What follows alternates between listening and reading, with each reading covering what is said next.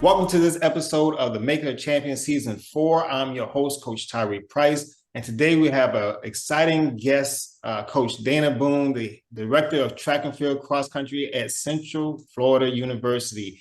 Welcome to the show. Thank you very much. It's good to be here. Man, I've been trying to get you on the show for a minute. We've gone back and forth, but I love it because I'm excited that you had the time to join me and the audience today. We want to know a little bit more about you, making a champion. You won a conference championship indoor last year, then the first ever outdoor in the American Conference.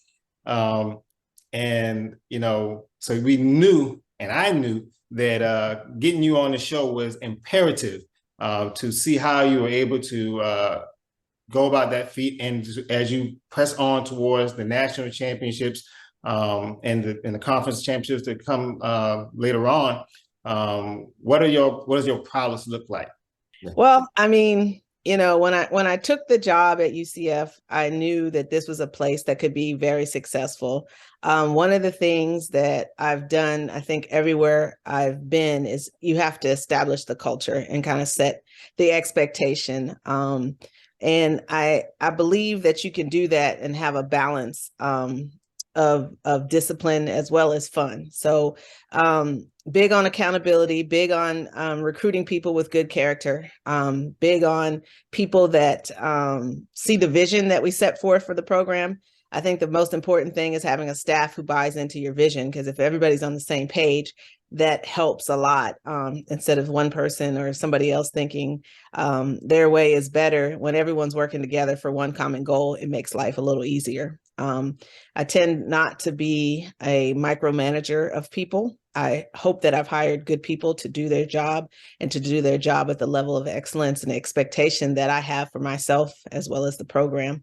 So it starts there with the staff, and then finding the right kids. And like I said, there's a lot more to just running fast. I think, you know, sometimes it can be a little hard being at a UCF because we might not have the name yet that some of the other programs have. So the vision gets a little lost in the name.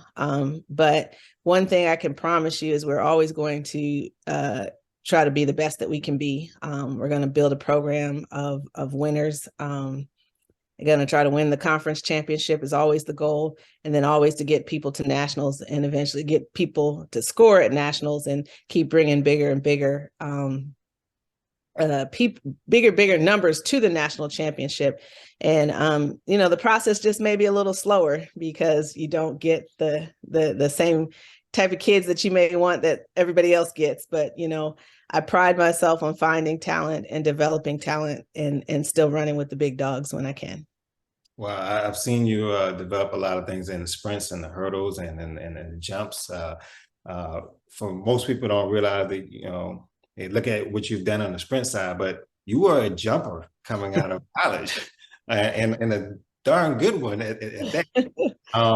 So how was that transition of making it from being a jump per se to having your vernacular with the sprints and hurdles to go along with that?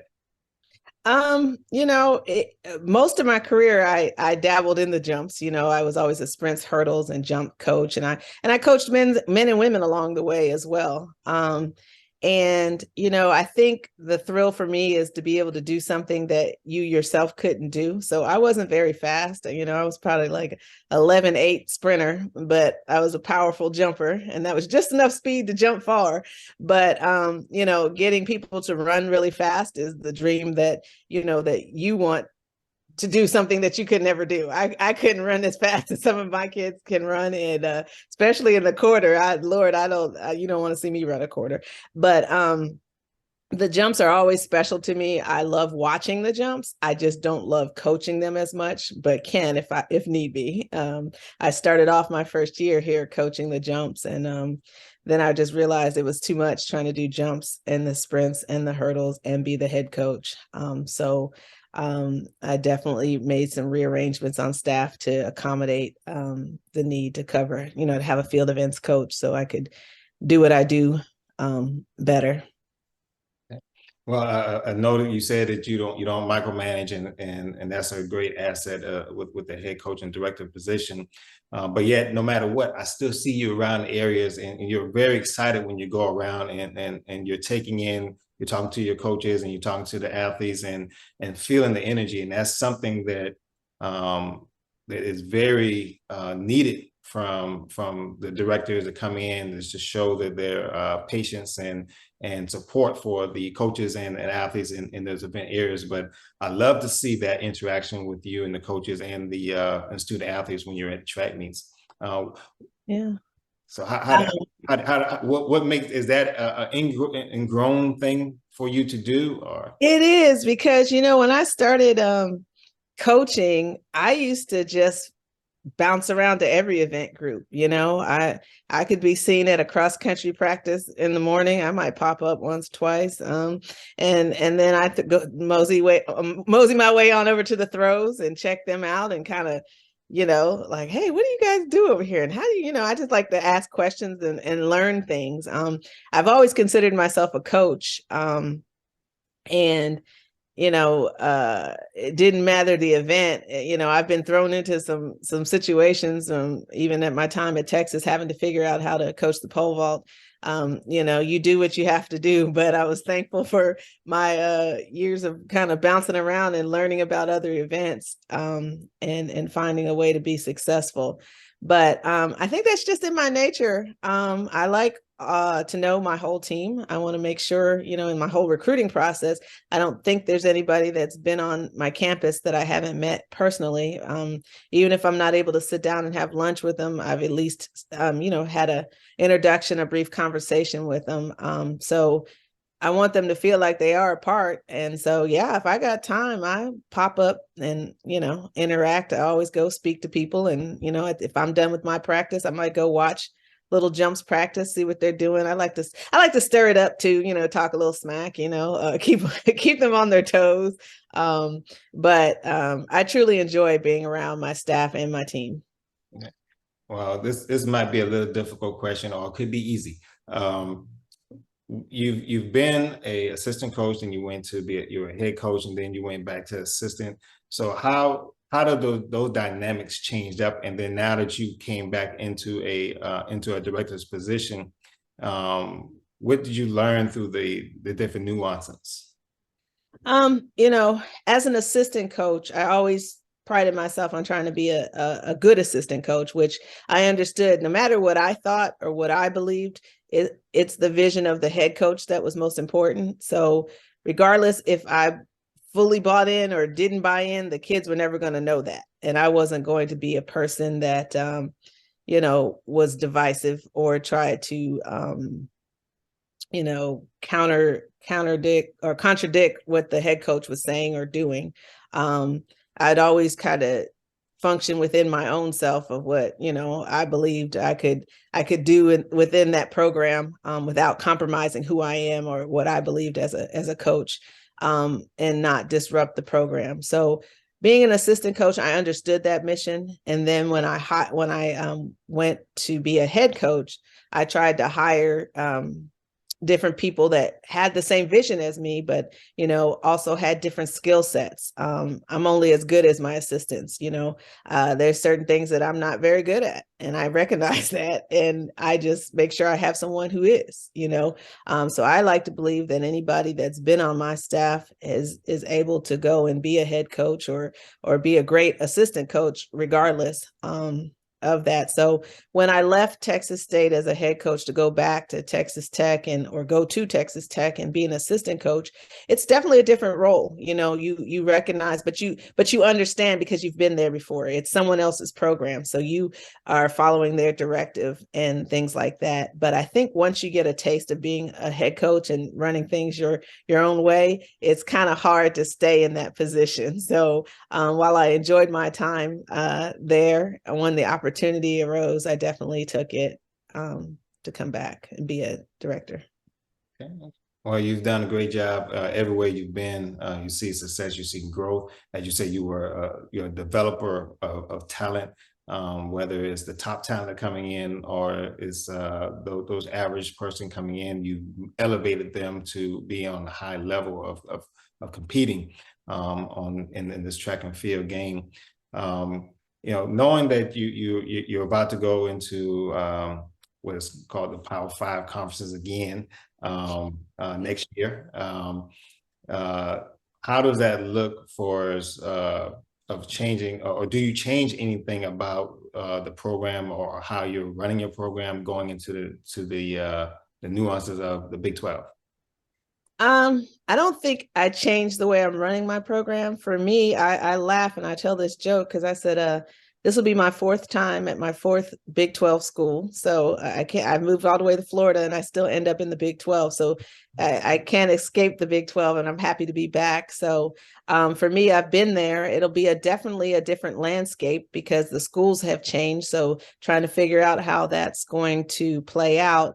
But in order to build a championship program, the process is still, going to be the same. We still have to find the best athletes that suit our coaching ability and strong suits, and finding what fits. And I think, that's pretty much, I think for other sports, it makes more of a difference because they have to play those teams on a regular basis. And, for track and field, all you need is a track and a clock. And we're going to line up twice a year just to run against, those 12 schools. But the rest of the time, we're just going to keep doing what we were doing in hopes that, we've put together a complete program that can run and compete at a high level in the Big 12.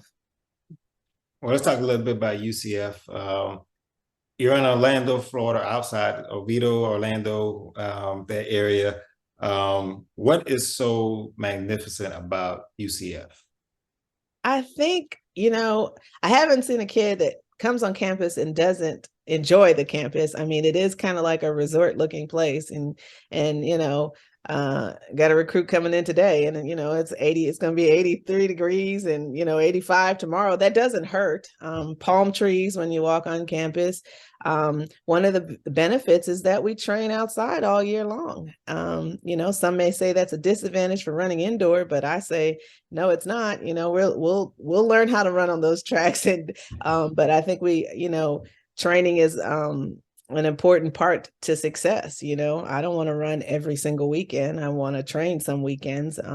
And when the weather's great, you don't miss those opportunities. And I think some of that's been a lot of our success is the ability to train and not have to adjust a training cycle because it's cold outside and we can't sprint like that, or something like that. We've been fortunate this year. I know my first year here, we had a lot of rain, a lot of lightning delays. That can be the only thing in Florida sometimes is the lightning delays that, but the girls always laugh because it could be pouring down rain. And then right before practice, the sun comes out and then it's just hot. And they're like, how do you manage that? I was like, oh, they knew we needed to practice today. So we haven't, I can only probably count on my hand, this year on one hand, honestly, and I don't even think I'd use all my fingers to say how many times we've been inside. But it's nice to have that option. Most of the time it's, if it's just too hot outside and need some air conditioning, we might go in there for that. But I think that's the beauty of it. And we're in I call Orlando a giant a suburb. It's a city, but it doesn't feel like a true city, like a real hustle and bustle city. I mean, there's definitely traffic over there by the tourist area. So, avoid that if, unless you just, want to go over there. But most of the time, it's pretty laid back. Okay. Well, looking at the successes that you had and how I'm hearing your aspirations. Want to ask you if I were to ask you to name 3 words that describe you, what would those 3 words be? Oh, wow. I think I'm humble, I'm accountable, and I am dependable. Those are 3 things I think kind of describe me. I don't ever take myself too seriously, and my ego's not that big. So I there's room for everybody to be successful. I want total success for everybody on my program. And I'm not going to walk around here and beat my chest and do whatever. I expect everyone to do them, and I'm going to be supportive of them. And I've always tried to make it a point to give my staff credit. And when I say my staff, I'm not just talking about my assistant coaches. I'm talking about my director of ops. I'm talking about my trainer. I'm talking about my strength coach. All of those things, academic coach. All of those people truly affect how successful we're going to be, because they either keep my stress levels high or low. I'm a big believer in do your job. So I think if everybody were to describe me and say, I think they would say I'm fair. Um, but at the same time, I'm firm too. So don't let the smile fool you. I expect everybody to do their job now. Just because I don't micromanage you doesn't mean I'm not holding you accountable. Because at the end of the year, I am going to sit down and say, hey, X, Y, and Z. So I'm just not going to be on you 24 hours a day. I'll say my 2 cents and I'll pat, along the way and kind of give you guidance. So I think that, that's one thing. Maybe even fair should be in there too, because I'm a pretty balanced person, I would think. Knowing that you are one of a few that I've seen on this level of especially going into the Power Five, of being a female head coach or the director of track and field, going to a Power Five conference. What do you look at to aspire other women to come in and ascend up to the same level as you? My advice always is to do your job. Let your performance speak for yourself. I've been very fortunate in this business. I've just kind of any opportunity I've gotten, I just kind of have gotten there and gone to work and try not to complain a whole lot, because there's always things that you don't like when you get to a place. There's always things that drive you absolutely crazy about wherever you work. No place is utopia. I don't know, people think that the grass is greener. I always say it's just artificial turf. Okay. So you have to understand the environment that you work in and pick and choose your battles. So I don't tend to get too upset about things sometimes. And sometimes people may take that as being nonchalant. No, it's just keeping my stress and my health in check. Not get worked up about things that I can't control. And so I would tell young people to just focus on what you can control, which is performance, and there's always redemption through performance. Always do a good job. And, those are the things that get noticed. And be a good recruiter. There's sometimes I tell people, if you may not be able to coach, but boy, if you can recruit, you'll always have a job, So, my best advice is to times have changed. I paid my dues for a long time. I'm like in my 32nd year of coaching, but I don't think I coached on my own till I was there was 14 years into my career. I always had to report to someone else or work under someone. And a lot of people don't realize that, but that kind of teaches you a lot of how to be, an assistant, because you really are an assistant.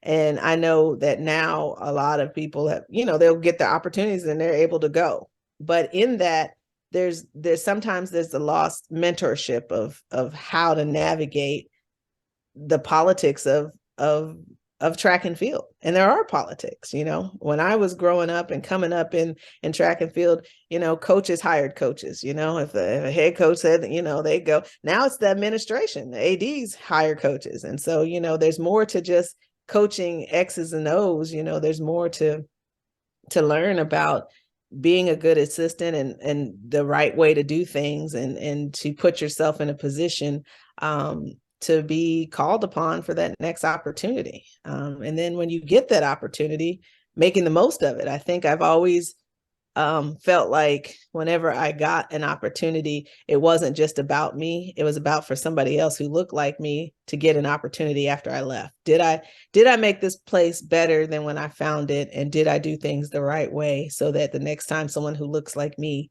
lines up and wants to get an opportunity, they can, because I've left a good impression and I've done things the right way. So I just tell the young people, just do a good job, be a good person. I've asked this to a lot of people on the show. How do you balance out with the job and dealing with your student athletes, administration, your other coaches, and balance life and family with that? I know it can be tedious at times, but I'm sitting here today. I got to pick up a recruit. I've got to, I'm just thinking about my week, and I'm like, okay, I tell you what, you have to be highly organized, especially when you're a parent and maybe you don't have as much help as someone else does. So I really spend a lot of time planning out my life. And sometimes those plans don't go according to how I want, but I pretty much have to balance of knowing what I can handle and what I can do. I'm a kind of a passionate coach, so I don't know, sometimes I call it organized chaos, but I try to separate the practices, and on Mondays and Thursdays, you might find me out there. I'm going to be out there at 10 o'clock in the morning setting things up because I got an 11 o'clock session, a 12:30 session, a 2 o'clock session. But I just want to make sure everybody gets their due diligence and their time. And those days I'm sitting here like, whoo, and then after that, it's like weight room. And then I'm looking and I'm like, well, okay, I got to go pick up my son. He's got soccer practice. It's all of those things. So, but I do try to make time for myself and make sure I do self-care. I had to go get my nails done yesterday. When I had this downtime, I was like, I better go get this in because I'm not gonna have time. Can't go to conference with your nails not done. That's self-care. I like to go get massages, do some kind of relaxation things, or spend time with friends and family or something like that. But I think it's tough for anybody. But the biggest thing is just being organized. And so you're always thinking 10 moves ahead of like what I have to do. Sometimes I'm thinking, months and 6 months in advance about what I have to do, and trying to get all of those pieces into place. So it can be challenging, but it's doable. now, how do you dealing with going to the champion side of the show? When it came down to going to last year, going to conference championships and winning, what was the mentality, or what did you bring into that atmosphere with the student athletes and the coaches to bring about that championship atmosphere going in, and then realizing the fruits of your labor at the end? I think the message is always pretty simple. We don't have to go in there and do anything different than we've been doing. I believe that preparation breeds confidence and confidence breeds success. So if we've done the work, then we should line up feeling ready to go. And so that's always the message is, just try to get a little bit better each day. And you don't have to go out there and do anything different. Whether it's the conference championship, a regular meet, the national championship, we're still going to warm up the same way. We're still going to The track is still either 200 meters or 400 meters. I mean, indoor it's a little different because the banks affect, but overall, I don't change the warm up according to if we're at nationals versus a regular meet.